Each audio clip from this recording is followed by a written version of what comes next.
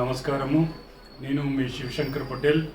ఫిబ్రవరి 6న release కాబోయే blood roses మూవీలో ఒక మంచి క్యారెక్టర్ చేయడం జరిగింది. ఈ మూవీ తెలంగాణ, ఆంధ్ర, కర్ణాటకలో రిలీజ్ అవుతుంది. ఫిబ్రవరి 6 రోజు మీరందరూ చూసి మీరందరూ ప్రేక్షక దేవుళ్ళు మమ్మల్ని బ్లెస్ చేయాలని కోరుకుంటున్నాను. దీనికి ప్రొడ్యూసర్ హరీష్ గారు మరియు డైరెక్టర్ ఎంజీఆర్ గారు చాలా బాగా తీయడం జరిగింది.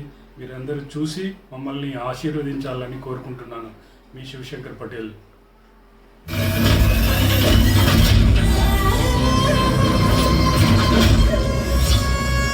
హంతకుని పట్టుకోవడం చేత కాదు, కానీ ఏదో సెన్సేషన్ కోసం ఎమ్మెల్యే కొడుకుని తీసుకెళ్లి బొక్కలేస్తావా?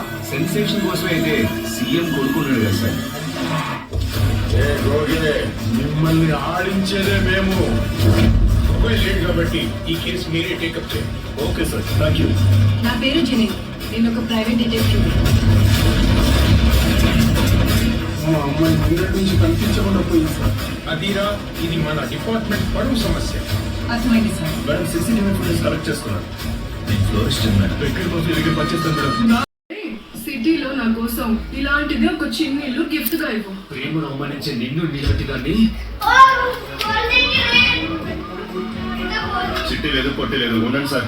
లేడీస్ అంటే చాలా ఇరిటేషన్ లో ఉన్నట్టున్నారు. అందమైన గులాబీ కావాలంటే దాని కిందున్న ముళ్ళుని భరించక తప్పదు. ముళ్ళు గుచ్చుకోకుండా గులాబీని తీయడం మీకు సాధ్యమైనంతగా మాకు సాధ్యం కాదు సార్.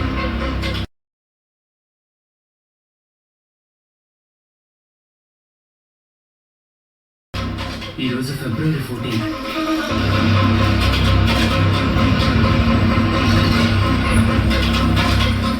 ఆ దేవిదాస్ కొడుకే నా కూతురు వెంట పడ్డాడు. అసలే నా కూతురు చంపుకుంటాడు.